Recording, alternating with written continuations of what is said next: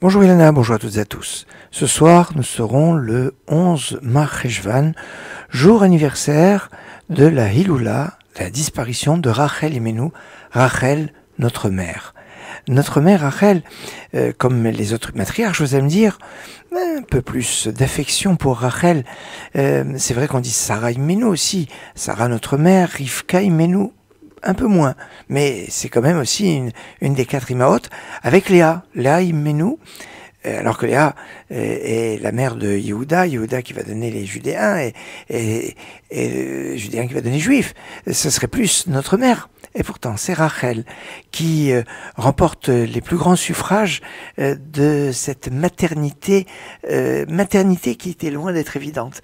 Déjà pour son mariage. Le jour de son mariage, elle a échangé contre sa sœur.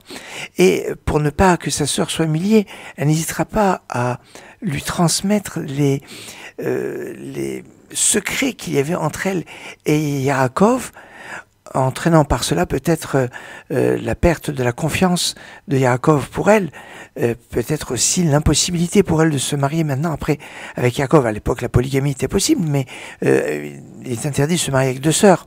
Alors comme on était en dehors d'Israël, les patriarches étaient avant le don de la Torah, et que avant le don de la Torah, ils respectaient un certain nombre de choses, mais peut-être en dehors d'Israël, ils n'avaient pas forcément ce respect des mitzvot.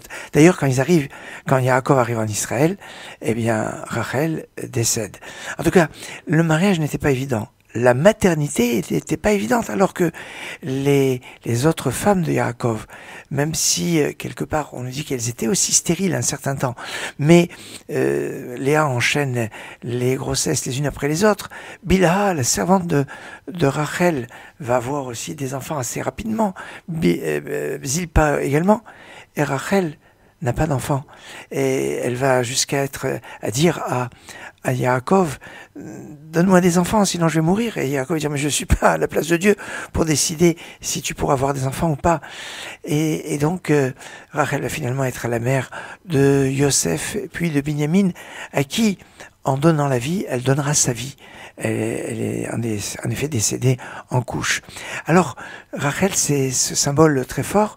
Rachel qui est née un 11 Mar Cheshvan, puisqu'on nous dit que les personnages importants de la Bible naissent le jour anniversaire de leur naissance, c'est le jour anniversaire de leur décès, comme on le voit pour Moshe Rabbeinu, le 7 Adar pour David Ameller, le jour de Shavuot, et ainsi de suite de nombreux tzadikim, et c'est donc le cas évidemment pour Rachel. Rachel, qui va être la mère, et qui est née, et qui part le jour de la mère. Parce que finalement, la mère se dit M en hébreu. M, c'est écrit Aleph Mem. Aleph c'est 1, Mem c'est 40. 41. Le 41e jour depuis Rosh Hashanah, c'est le 11 Mar Cheshvan, puisqu'il y a 30 jours au mois de Tishri, et 11 jours du mois de Mar Cheshvan. On dit le jour de la mère, c'est le jour de Rachel. Alors, pour ce 41e jour de l'année, et ce jour de la mère, en l'honneur de la mère, des Imaot, de toutes les Imaot, de toutes les matriarches, mais en particulier pour Rachel. Excellente journée. Une voix retentit dans les cieux. C'est Rachel qui pleure et sanglote. Elle pleure ses enfants partis en exil.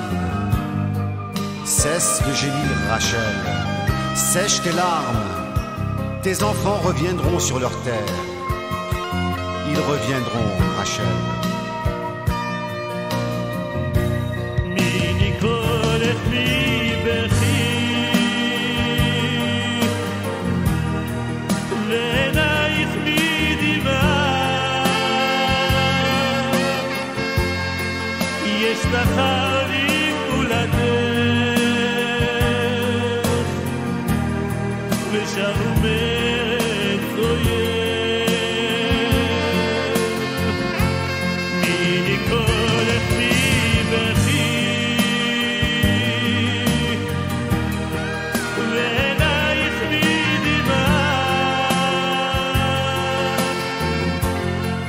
Есть